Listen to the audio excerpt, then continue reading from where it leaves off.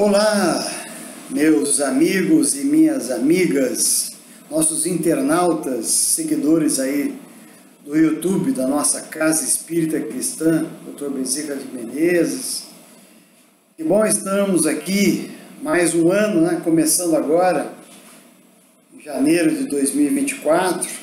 Nós tivemos aí o mês de dezembro praticamente sem nenhuma atividade aqui no canal, né?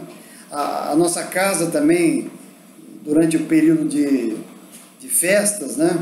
Entre Natal e até o dia 3 de janeiro também ficou fechada para as atividades públicas, né?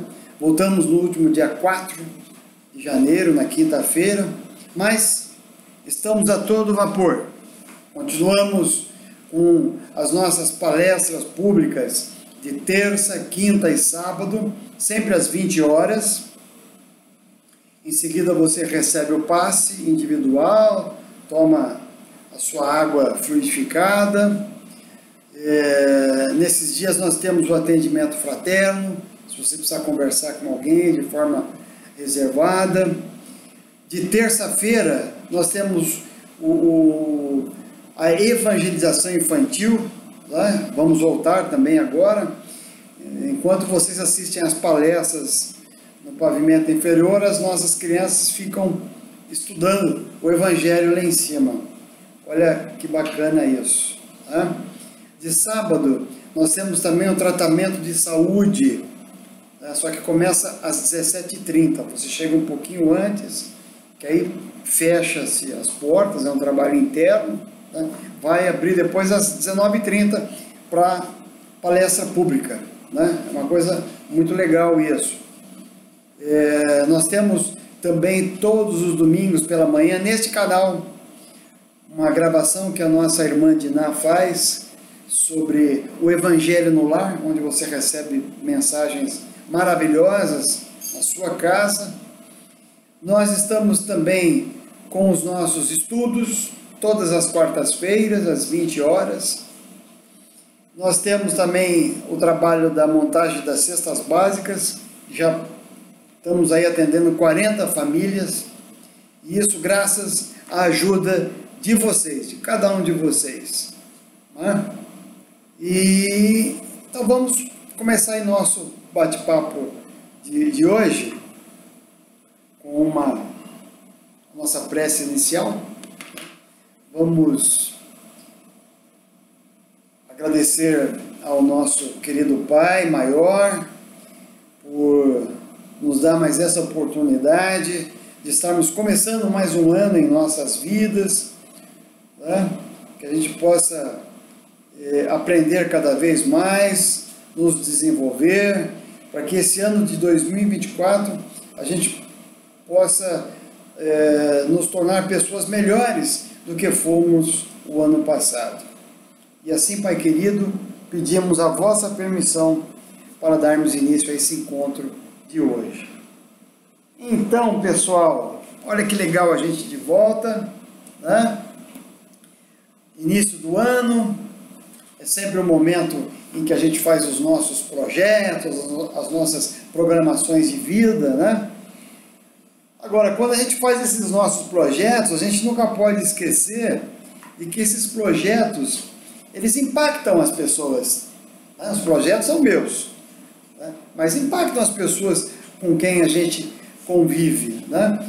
Até porque nós vivemos em sociedade, nós vivemos com alguns regramentos, né? Com algumas leis, e é sobre isso que nós vamos falar hoje, sobre leis, né?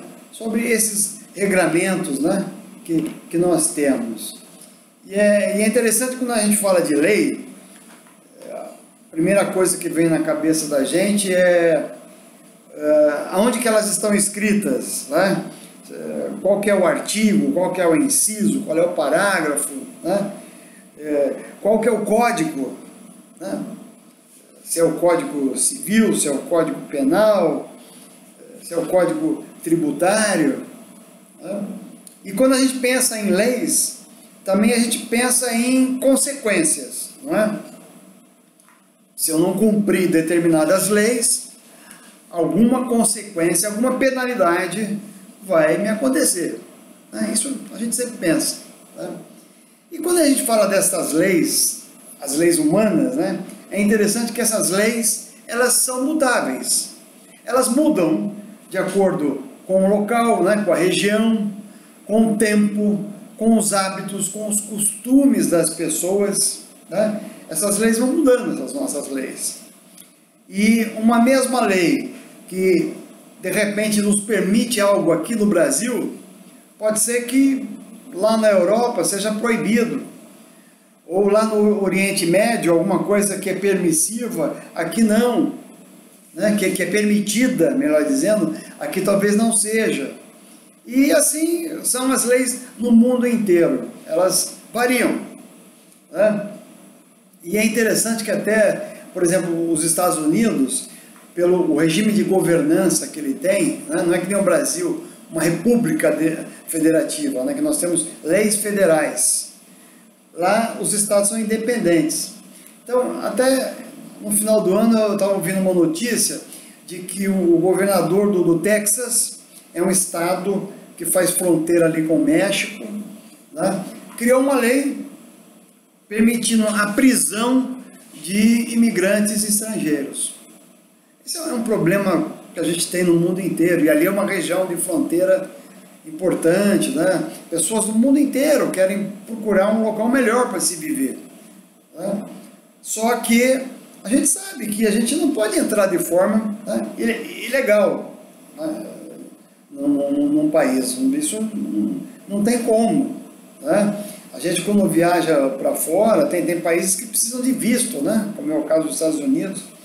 Na Europa não precisa, mas independente do visto ou não, você chega na imigração, lá no aeroporto, eles te perguntam, primeiro pedem seus documentos, passaporte, etc. Pergunta quanto tempo você vai ficar, se já tem passagem de volta, se já tem reservas de hotéis, e assim vai, porque são as leis. Mas, evidentemente, que não é dessas leis que nós estamos aqui para falar hoje. Nós estamos aqui para comentar sobre as leis divinas, as leis de Deus. Olha que bacana isso. Leis essas que a gente encontra no nosso livro dos Espíritos. A primeira obra, codificada por Kardec, um livro de 1019 perguntas e respostas. E é interessante que ele pega essas perguntas e respostas e tabula, de acordo com os temas. Então monta as partes e o capítulo. Então esse livro tem 4 partes. E a terceira parte dele é que fala das leis divinas. Olha que legal isso. Primeiro que estas leis divinas, as leis morais, as leis de Deus, elas não mudam, são imutáveis. Olha que maravilha. Elas são as mesmas leis aqui no Brasil, do outro lado do mundo, independente da época, é as mesmas leis de mais de 2000 anos atrás, ainda é hoje. Elas não mudam. Elas não mudam porque elas são perfeitas. E elas são perfeitas porque são criadas por Deus. Olha que beleza. Deus criou estas leis, e está no livro dos Espíritos, para que nós sejamos felizes. Olha que coisa bacana isso. Para a nossa felicidade. Por que isso? Porque Deus, quando nos criou, espíritos simples, ignorantes, começamos lá do zero, e a gente vai se aperfeiçoando. Só que Ele nos dá a possibilidade da perfeição. Então, quando a gente vai seguindo essas leis divinas e vai nos aproximando da perfeição, a gente vai deixando de ter sentimentos nocivos para nós, como a raiva, como a melancolia, como o ódio, como a vingança, como os ciúmes. A gente vai deixando de ter isso e, consequentemente, vamos ser mais felizes, porque são sentimentos que nos entristecem muito. Então, as leis foram criadas para que sejamos felizes e são perfeitas. E nessa terceira parte do livro dos Espíritos, Lá no começo tem uma pergunta que eu acho maravilhosa, né? Sempre que posso eu comento, e hoje ela é cabível, né? Kardec, através dos médios, pergunta para a espiritualidade mais ou menos assim, né? Como distinguir o bem do mal?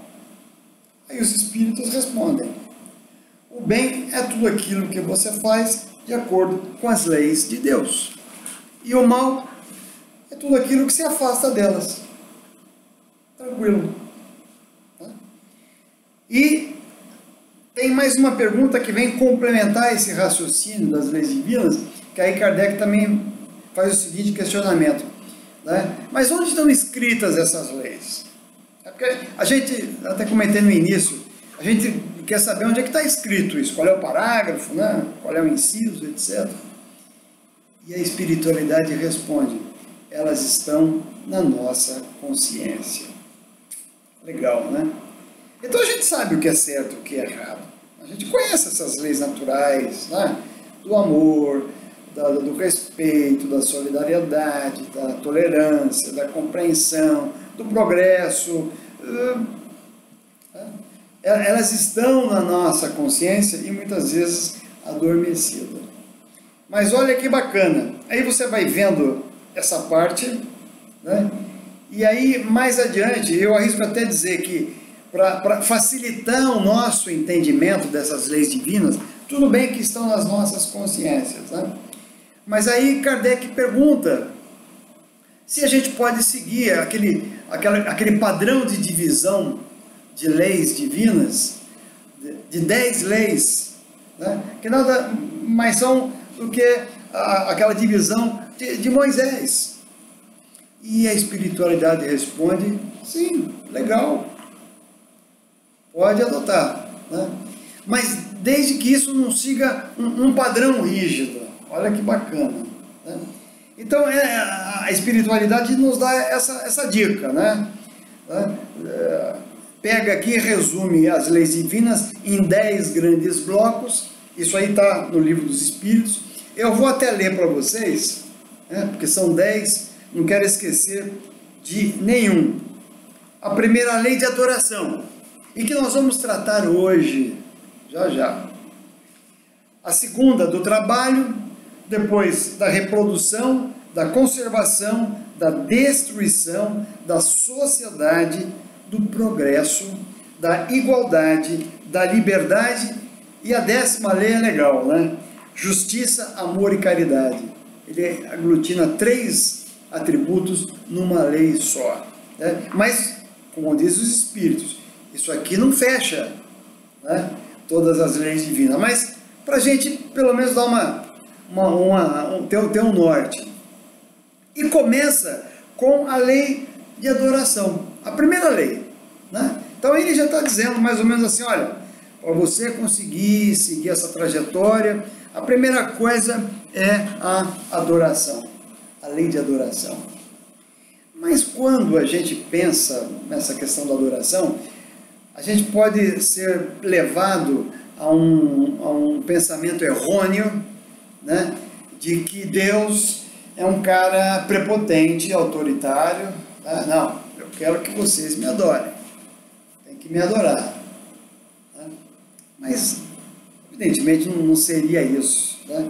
E o Livro dos Espíritos nos deixa bem claro que essa adoração que nós estamos falando aqui nada mais é do que a elevação do nosso pensamento a Deus. Ou seja, é pensar em Deus. É pensar em Deus. É pensar em Deus. Olha que legal que é isso. Mas, e aí, como é que a gente faz para pensar em Deus, né? A gente costuma muitas vezes pedir para Deus quando precisa, né? Mas e para pensar dele na boa, como sugere? Como é que a gente faz? Como é que é esse processo? E aí a espiritualidade nos orienta, né? A primeira coisa que nós temos que ter é a fé. A fé. E não é uma fé cega, uma fé submissa. Note bem. É uma fé inteligível, uma fé que você compreende o que está acontecendo. Isso que eu acho bacana na doutrina espírita, que ela chama de fé raciocinada. O que é essa fé raciocinada? O que é essa fé inteligente? É aquela fé que me demonstra que eu, primeiro, sou um espírito eterno, estou aqui de passagem, né? E que eu vim do plano espiritual, com algum propósito aqui, e eu vim aqui para me tornar uma pessoa melhor, né? E vou voltar, né, para a minha pátria espiritual. Tá? É uma lógica, é nessa fé que nós temos que ter essa adoração em Deus. E repito, e não a fé totalmente cega, né? Não é. Mas tudo bem, temos a fé. Então a fé, a gente pode dizer que é o veículo para a gente chegar até Deus, né? É o carro-chefe. Mas e para continuar nesse processo? Aí esta parte do Livro dos Espíritos faz um trabalho bem bacana falando sobre a prece. Então ela nos indica que a fé é o transporte, é o carro-chefe. Mas o caminho para eu me aproximar de Deus é a prece. Olha que bacana. É a prece, é a oração, né? E aí, no próprio Livro dos Espíritos, né, tem perguntas do tipo assim, mas e aí? Qualquer prece está valendo? Né? Deus ouve todas as preces que fazemos? Sim. Ele está atento a tudo o que nós fazemos, o que nós pedimos, né? Aí alguém pode falar, mas poxa, a gente também sabe que Deus nos conhece, Deus sabe tudo o que nós efetivamente precisamos. Então por que precisamos da prece? E normalmente a gente pede na prece alguma coisa, né? Por quê? Porque Deus, né, quando Ele criou essas leis divinas, Ele nos deu a oportunidade de ter trabalho, de que a gente se esforce para sermos pessoas melhores. Não ia dar em nada se Ele já nos trouxesse assim, com tudo isso perfeito na cabeça. A gente tem que ter um esforço para chegar nessa perfeição e essa felicidade que a gente tanto quer na vida, né? E a prece também já tem uma coisa interessante. No momento em que você está se conduzindo a Deus, fazendo a prece, ela já está mudando a sua postura, ela já está mudando o seu comportamento. Né? Lembra quando Jesus falava, né? Não fui eu que te curei, foi a sua fé. É a mesma coisa. À medida que a gente vai mentalizando isso e fazendo nossa prece, a nossa adoração a Deus, a gente já vai mudando algum padrão vibratório da nossa cabeça. Nós já vamos nos curando. Independente do que a gente está pedindo, vamos nos curando e vamos mudando o comportamento. Né? Até quando a gente faz prece para uma outra pessoa, é válido. Né? A pessoa está doente, etc. Porque nós estamos projetando esse algo de bom. O ideal é que a própria pessoa faça a sua prece. Ali ela vai encontrar a sua cura, né? As suas respostas. Então, olha que bacana, né? A prece é o caminho. Né? E até pergunta assim, mas e aí? Está valendo qualquer prece? Legal, né? Mas eu posso fazer uma prece lida? Pode fazer, a espiritualidade diz que pode, não é errado, né? Desde que você tenha sentimento. Inclusive essa palavra sentimento a gente vai falar algumas vezes quando se refere a essa coisa da adoração e da prece e falar com Deus. Tá? A gente pode tudo. Tá? Inclusive Deus, ele permite até que a gente não siga as leis. A decisão é minha, o tal do livre-arbítrio. Até isso Ele me deixa à vontade. Só que tem uma coisa que é inevitável, que são as consequências. Eu posso não querer cumprir nada, mas eu vou ter consequências na minha vida. E as consequências, meus irmãos e minhas irmãs, as consequências é que fazem com que a gente mude de comportamento. A gente aprende com as consequências. Nós somos assim. Tudo que a gente faz na vida, né, por mais simples que seja, dê um resultado não muito legal, se você passar pela mesma situação, você fala, opa, peraí, não quero passar por tudo aquilo. Você revê aquilo, né? E assim são a questão também das leis morais, né? Mas Deus nos permite tudo, né? Então podemos fazer a nossa prece da forma que a gente queira, desde que seja com sentimento, né? E tem uma coisa muito interessante nessa parte do Livro dos Espíritos, que ela fala de fatores, como se fossem fatores externos da adoração. Olha só, eu não tinha prestado muita atenção, agora estudando melhor, né? Fatores externos da adoração, né? O que ele está dizendo, né? Por exemplo, genuflexão. O que é genuflexão? É ficar de joelhos, né? Ficar de joelhos. Então, tudo bem, mas será que é imprescindível no momento que a gente está tentando pensar em Deus? É imprescindível que na prece a gente fique de joelhos no chão, por exemplo? Isso é importante para Deus que a gente faça isso? A espiritualidade nos deixa bem claro que não. Isso não é imprescindível. É errado? Não. Muito pelo contrário, né? A espiritualidade até fala assim, legal, desde que não seja uma coisa falsa. Olha só, né? Porque, gente, olha, nós, seres humanos, somos terríveis. Isso aí a gente pode esperar de tudo, né? Porque a gente pode simplesmente, nesse ato de estar ajoelhando, né, enganando nossa própria consciência e querendo mostrar para as pessoas que nós temos fé, que nós somos seguidores, que nós temos a conexão com Deus, né? Mas se isso não for de sentimento, não vai acrescentar em nada. Não vai. Não vai, né?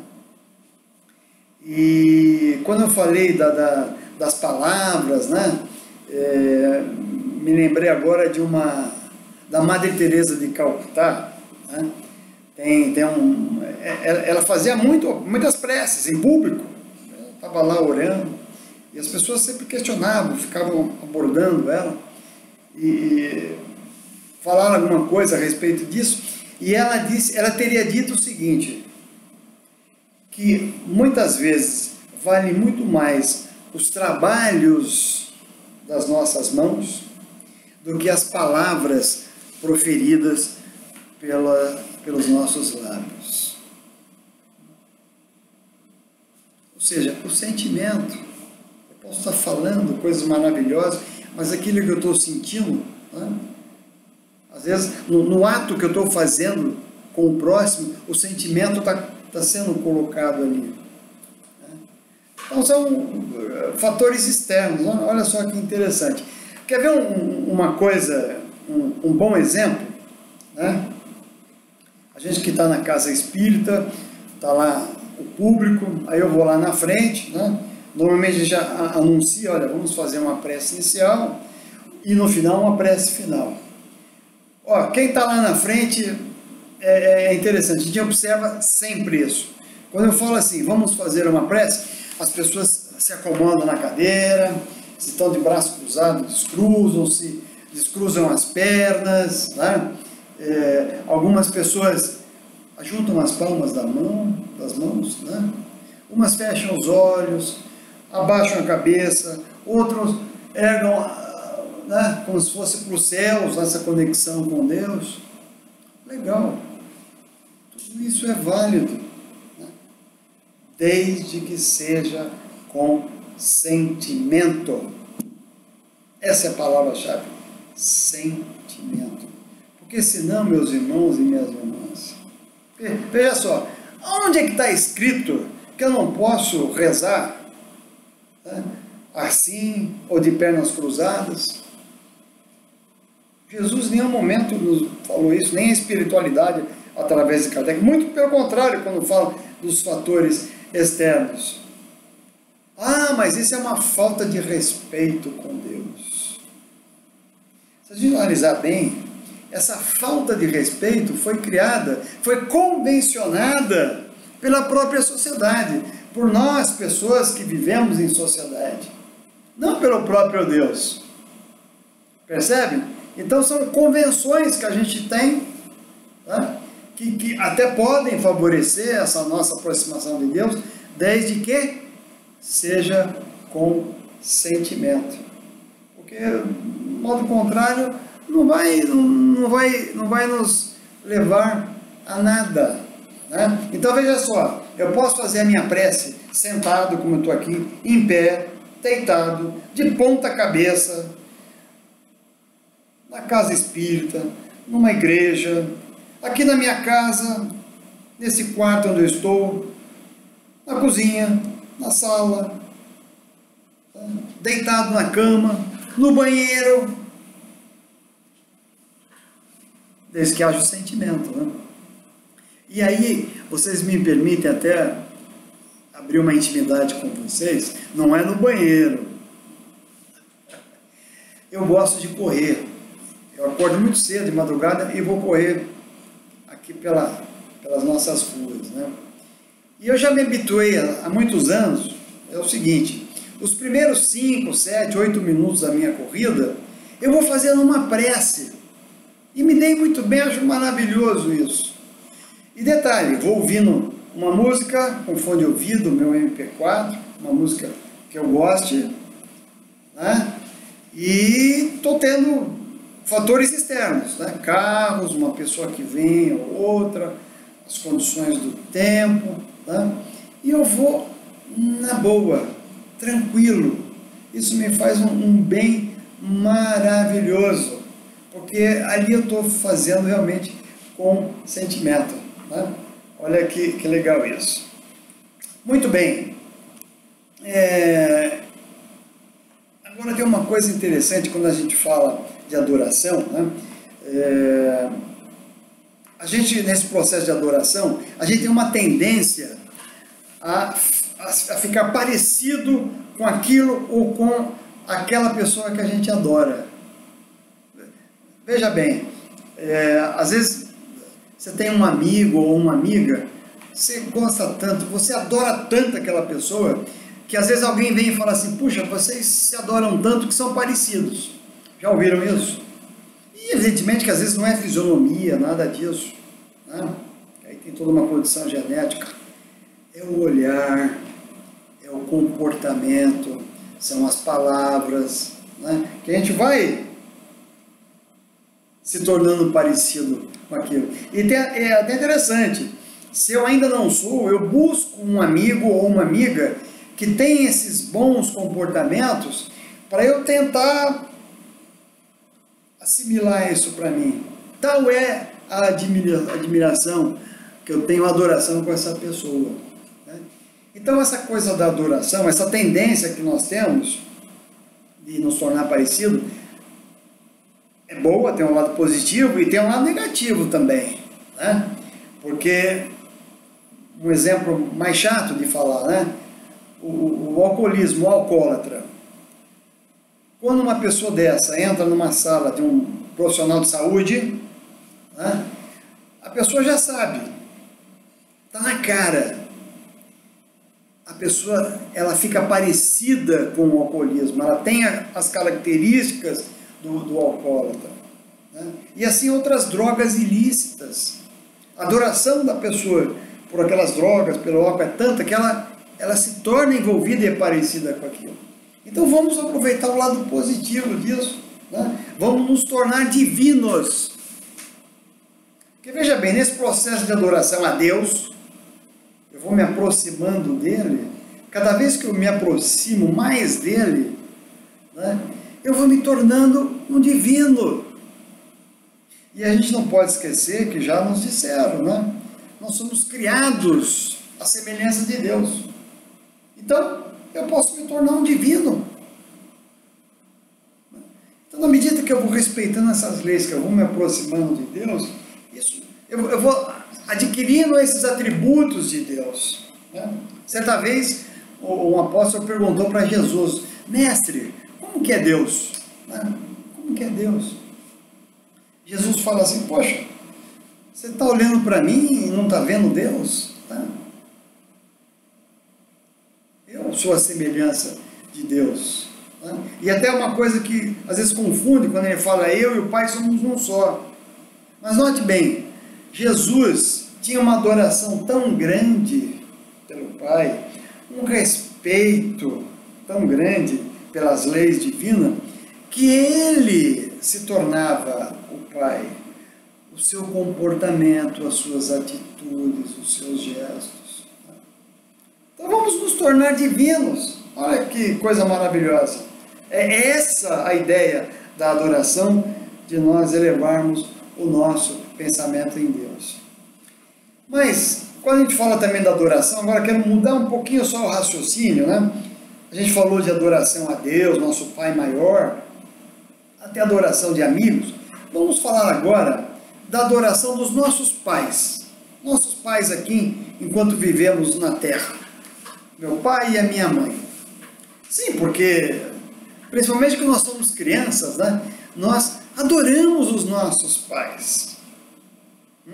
Eles são nossos deuses. Nós queremos ser que nem os nossos pais. Não é? E tudo que os nossos pais nos disseram são leis, são regras sagradas. E a gente sabe desde pequeno que se não cumprir, também vai ter uma consequência. O papai vai ficar bravo, vai me pôr de castigo, vai deixar de eu brincar com algumas coisas, né? Vai ter uma consequência. Né?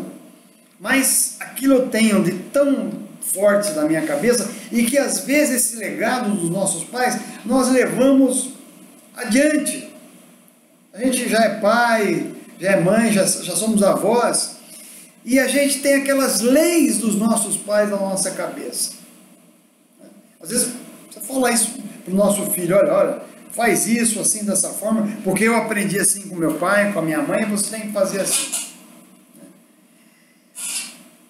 Até quando essas leis, e muitas vezes até nos prejudicam. Opa, Cosme, peraí, como é que a lei do meu pai e da minha mãe pode nos prejudicar? Porque eles são falíveis, diferente das leis divinas de Deus, que são perfeitas. Percebe? Eles são falíveis. Tá? E a gente não pode esquecer que os nossos pais estavam aqui, enquanto estavam aqui, eram pais. Porque depois voltam para a família espiritual. E enquanto estão aqui como pais, eles têm esse compromisso no plano espiritual, né, de, além de ter o regramento de conduta, que é normal que tenhamos com os nossos pais, mas também deles cultivarem na nossa cabecinha, desde pequeno, as leis morais de Deus. Porque até então nós somos os divinos para eles. Né? Mas a gente tem essa, olha que responsabilidade a nossa. Porque isso fica mais fácil depois para a criança lidar. Ela vai ter menos conflitos lá na frente. A gente pega, por exemplo, um adolescente. Adolescente, todo mundo sabe, é uma fase complicada. O grande conflito, por exemplo, que o adolescente tem é que ele passou daquela fase que os pais eram deuses, né, que as leis eram sagradas. Aí ele começa a observar que os pais acabam não seguindo aquelas leis que lhes são impostas. E aquilo dá um conflito. Ele fala: opa, peraí, tem alguma coisa errada aqui. Então olha que responsabilidade, repito, de cultivar na cabecinha dessas crianças. Porque esses conflitos vão minimizando depois. Né? Vamos dar um exemplo agora um pouco mais pesado. Vamos imaginar aí uma jovem, 18, 19 anos, já não é mais criança. teve uma gravidez indesejada, como a gente fala, né? E o namorado sumiu.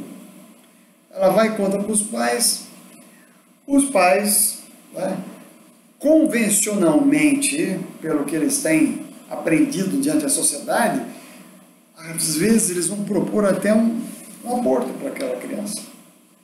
E vão dizer, olha, você ainda é muito nova para isso, você tem que estudar, você tem que trabalhar, etc. E olha, isso que eu estou falando aqui, vocês podem imaginar, não, mas isso não acontece mais? E pode acontecer, né? Mas veja bem, se essa jovem tiver na sua cabecinha já as leis morais, as sementes já que os próprios pais também já jogaram, ela vai saber tomar a melhor decisão. Porque ela vai entender que aquele aborto provocado, né, aquilo ali vai impedir de um espírito vir aqui e se desenvolver, né, diante de tudo que foi planejado lá na família espiritual. E ela vai ter consequências sobre isso. Mas se ela tiver essas leis morais, repito, ela vai tomar a melhor decisão. Aquela que vai dar menor consequência moral para elas. Tá? Bom, gente, nós vamos aqui já encerrando esse nosso primeiro bate-papo do ano, né? E eu quero terminar com uma história que não é minha, eu aprendi e acho que está muito legal com o que a gente está falando aqui hoje. Tá? É uma história de uma senhora que ela tinha que fazer uma viagem longa, uma distância muito grande, e que não teria outra forma que não fosse de avião. Só que a mulher nunca viajou de avião, tinha um medo danado de avião, mas ela tinha que ir, resolveu e foi. Ela conseguiu passar, né, pelas primeiras dificuldades, né? Chegar no aeroporto, fazer o check-in, embarcar a mala, né, o portão de embarque, aguardar a chamada, entra na aeronave, localiza o seu assento, né, as pessoas vão se acomodando e a pessoa fica meio apavorada. Aí vem o comissário de bordo, a aeromoça, dá as orientações de segurança. Em caso do avião cair, o assento é flutuante, máscaras vão... Isso aí às vezes até piora o sentimento de pânico da pessoa, né? Mas enfim, passou por tudo isso, o comandante anuncia: a nossa decolagem foi autorizada. Aí ele vai, pega aquela velocidade tremenda, e a gente torcendo para que ele sobe, ele vai, chegou no ar. Só que em poucos minutos aquele avião começa a chacoalhar, e essa senhora começa já a ficar preocupada, começa a ficar muito preocupada.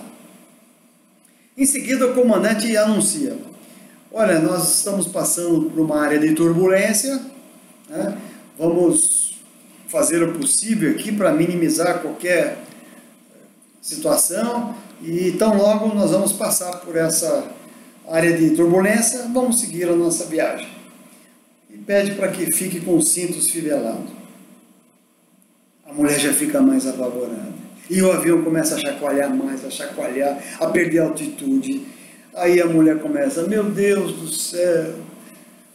E no desespero, ela nem viu, de repente ela olha para o lado, tem uma criança, uma menina de uns 8, 9 anos de idade do lado dela, lendo um livro infantil, sorridente na dela, tranquila. E a mulher apavorada. De repente a mulher não aguenta e fala assim para a menina: escuta, você não está com medo, não? A menina fala assim: não, lendo o livrinho dela, tirou o livro: não estou com medo, não. Aí a mulher fala: mas como? Por que você não está com medo? Aí a menina fala assim: não, eu não estou com medo porque o piloto deste avião é o meu pai. O comandante deste avião é o meu pai. Até aliviou um pouco, né, a situação daquela senhora. Mas o que a gente está querendo fechar agora aqui com vocês? Que nesse processo nosso de seguir as leis divinas, para que sejamos felizes, olha só, Mesmo assim, em várias situações das nossas vidas, nós passamos por turbulências, não é? Só que a gente tem que ter a tranquilidade de que o grande piloto, o comandante dessa nave gigantesca chamada planeta Terra, é Deus, é o nosso Pai. Um beijo no coração de vocês. Até o nosso próximo encontro.